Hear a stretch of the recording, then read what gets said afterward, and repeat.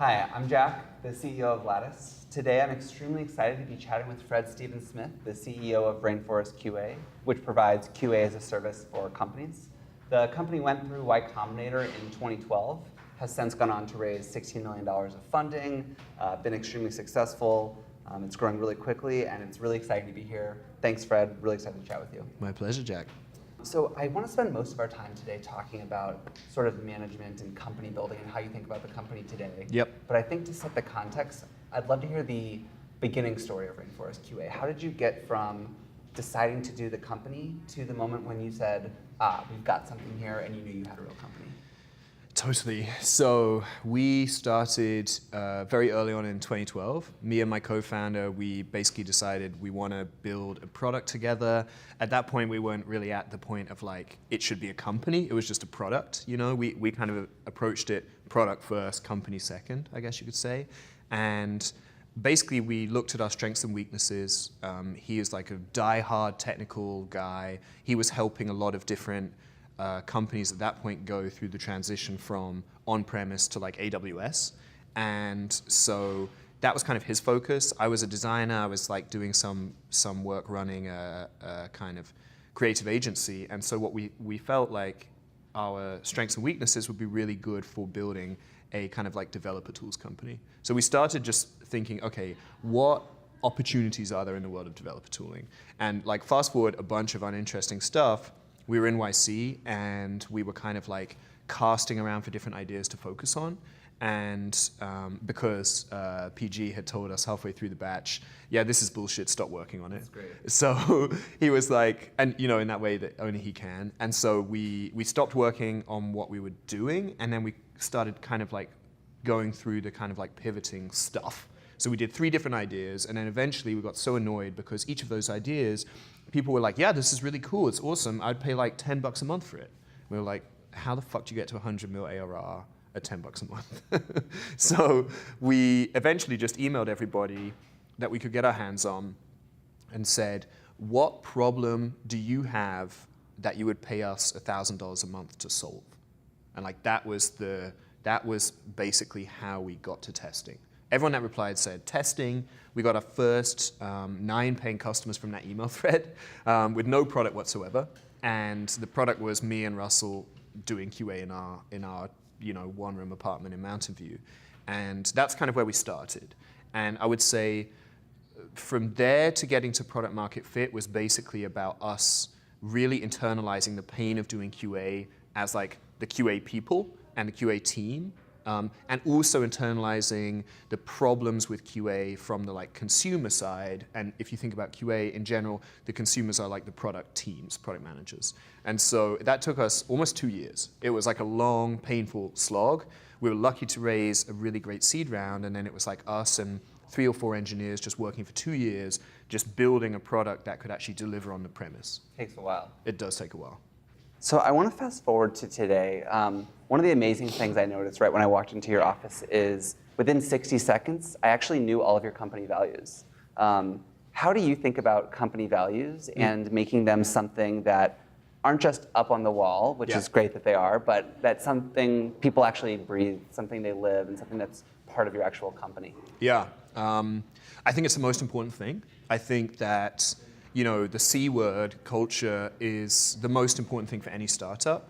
I think that if you look at what we have to do, we have to basically take, relatively speaking, a tiny amount of resources, very small team, and go up against these giant juggernaut companies, right? And like, how do we do that?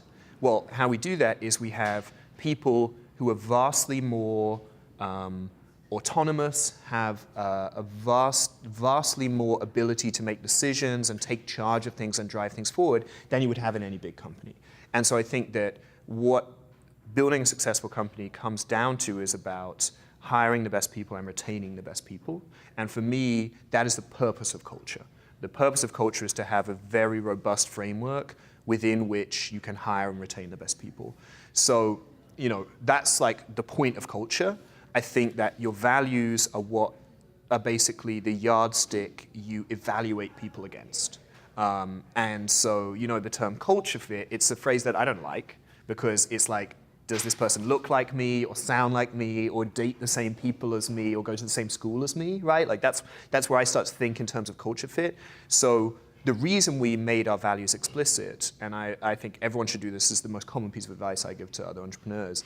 Make your values explicit, and then with all of your hiring decisions, evaluate each person against those values. Are their values fit, right? Because you can end up with a very diverse team that still has those common things, those things held common amongst them because you focus on the values rather than like culture.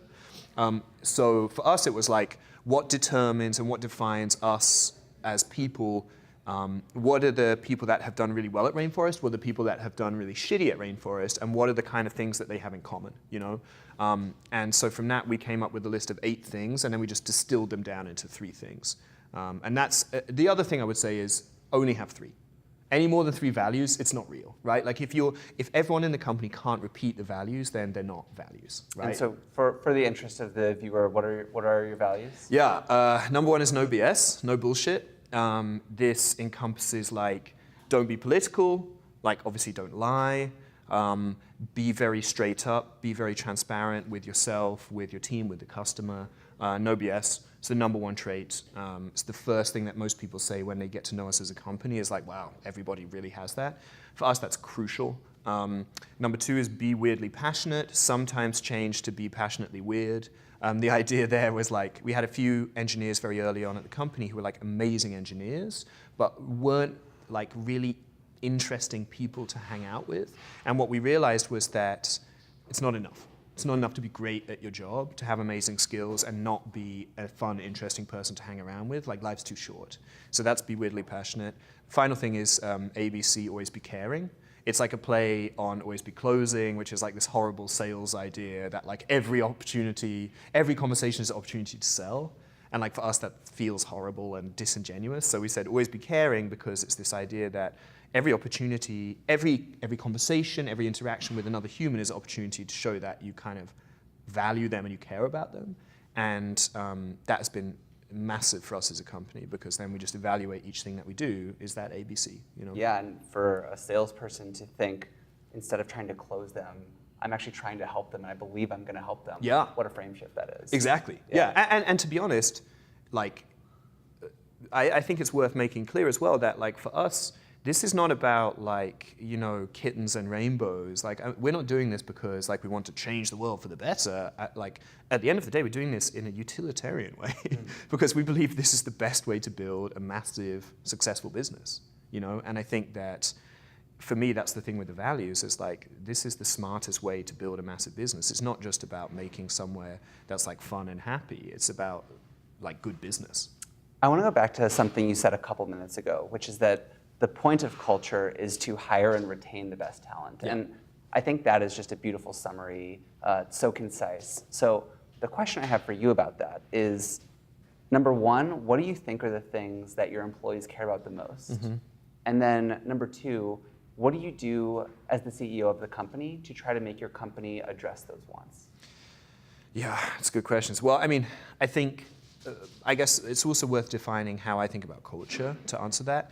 I think that culture is basically, like, it's just a mirror that reflects back the combined personalities of the people at the company. And so I think the only tool that you have as a founder or as any person in the company, the only tool you have to define a culture is hiring and firing. That's it. So I don't believe in culture as like a retrofitted thing. I don't even necessarily believe in it as a designed thing outside of hiring and firing. What I would say in answer to the question is that, we're like any startup. The people here are all here because they believe that Rainforest represents the best opportunity for personal growth for them. And I think that's the big advantage we have over like a Google or a Facebook, right? These guys have infinite resources, they have a very exciting brand, but they don't have the capacity for personal growth, right? You're going to come in a very defined career ladder with a very tightly scoped set of responsibilities, and if you work really hard and are really lucky, you'll progress up that career ladder. You join a startup at our stage, it's like you can do whatever the fuck you want, right? And you can get involved all over the company, you can try lots of different roles and focus on what's really exciting for you. So when I try and figure out, is this person going to be a good fit for us? I'm also asking myself the question, are we going to be able to provide this person with the kind of growth that they want to see? And I think that's the most important thing by far. Yeah, and I think one of the interesting things about that, saying that the key to retention is growth, is I actually also believe that is one of the keys just to human happiness more broadly. Yeah, I agree. And I think one of the reasons people start companies, and a lot of the reason why C focuses so much on growth, I think growth is such an important thing for companies. Yep. So focusing that as the sort of central premise makes a ton of sense to me. I'd like to talk about management a little bit. You as the founder have obviously scaled through doing everything yourself to managing people to managing managers. What's the role of management in a company that's growing? What do you expect from your managers, and what does great management look like to you? I mean, so caveat, we're still figuring this out. I wouldn't call myself a great manager by any stretch. So what is the role of management? I mean, I think at a company like us, the role of management is basically to hire amazing people and just get the fuck out of the way. And getting the fuck out of the way entails making sure that your team is not blocked, right? So unblocking your team, advocating for your team on the executive level, and not micromanaging. I think, it's interesting, my dad runs like a real estate business, and so the kind of people that he has to hire, when we have these conversations about how business is going, the kind of people he has to hire are basically minimum wage folks, right? And so when you think about hiring, retaining, motivating those kind of people versus the kind of people that we hire and retain and motivate, it's a completely different proposition, right? We're trying to hire the top 1%, and then just let them, deliver value to the company by using their skills. So I actually think this is I think it's a very fair and successful management philosophy, which is rather than focusing on what we do once the employee joins, we're going to spend most of our time focusing on who we bring into the company, so that we don't have to manage them quite as closely. Yep. I think that makes a ton of sense. I like actually another Jack Dorsey's take on this, which is that essentially as a founder, as a CEO, and I think also as a manager, your role is basically that of an editor, right? Like, just like with the culture piece, you edit culture by hiring and firing. I think it's pretty much the same when you get down to managing an individual or a team of individuals. You're editing, right? You're editing the objectives, you're editing perhaps the style of how each person works, what they spend time on. That's the level of interaction that you want to have, I think. Well, as soon as you go one step below that, and it was an incredible talk actually at YC by David Rusenko, who's the founder of Weebly, and the thing that he said, which has stuck with me forever since, is that first-time managers always default to hero mode. And bad management equals hero mode. And I don't know if we have kind of like the space for this in this conversation, but I just want to introduce that because for me, whenever I speak to like a first-time founder, that's always the mode they're in. And hero mode, as defined by David Rusenko, I take no credit for this. Hero mode is basically this idea that like, there's always more stuff that needs to get done. And to get that more stuff done, you just have to work harder as the manager, as the founder, as whatever, right? And so I often see when we promote people internally into their first management position, they're just like, all right, I'm just going to work harder than everyone else. I'm going to go home later. I'm going to work weekends. You're going to get emails from me at 2 a.m. And that's just a huge fucking catastrophe because you just make yourself the bottleneck for everything. And your team is just not able to be autonomous and thrive because they're like constantly just like reporting to you about what they're doing and there's this constant interaction. I think as a manager, you have to get comfortable with this thing that's very uncomfortable for high achievers, which is to take a step back. And I actually think that the best I've managed the company are the times when I've been working the least, like fundraising, for example. It's funny, I remember seeing a comment from Jeff Bezos once talking about how he interacted with his senior leadership team. And he told them something along the lines of, if you're working more than 9 to 5, you're doing something wrong, right. And how can I help you stop doing something wrong? Right, exactly. Yeah. Exactly. One of the values that you have is no BS. Mm-hmm. And so I want to hear a little bit about what's feedback like here at Rainforest? Mm-hmm. Are people direct? Are people, is it cutthroat type of feedback? Is it very positive, rah-rah? Is there a type of feedback that you like to see? And how do you sort of guide people towards the correct type of feedback culture? Yeah, I think that the first thing is that you need you need a pressure valve, right? Because you need like a pressure release valve internally, because no matter what your culture is, there are always going to be things that some people are uncomfortable saying to others. And unfortunately, or fortunately, I think of it as unfortunately, we can't like create humans from scratch to work at our companies, right? And if we could, I would create humans who have zero problem receiving negative feedback. That would be like my #1 criteria on my like human design list. But people do have a problem with receiving negative feedback because it becomes personal, emotional. You don't want to be criticized, right? And so for us, we have this tool that works fantastically, which is just about completely anonymous feedback, and you can have a conversation around that anonymous feedback. So that's one thing. You need that pressure release. No matter what kind of culture you have, even Bridgewater, right? Bridgewater Associates, the famous, Ray Dalio's hedge fund, best top-performing hedge fund in the world forever, which has this incredibly militantly transparent no BS culture. Like all meetings are recorded, and if you, Jack, are mentioned in a meeting by some other peers, you will actually get an email which says, hey, by the way, you were mentioned in this meeting at 17 minutes in, click here to watch the video of the meeting, which to me is just amazing and crazy. Even there, they have an anonymous feedback loop. So that's the key thing there. In terms of feedback, I mean, you basically have to coach someone towards not taking things personally. Right? I think that you can make the best decisions, you can grow the most individually when you are able to process feedback about your work, about your management, about your team in an objective way. And I think that individual kind of emotions get in the way of that very frequently.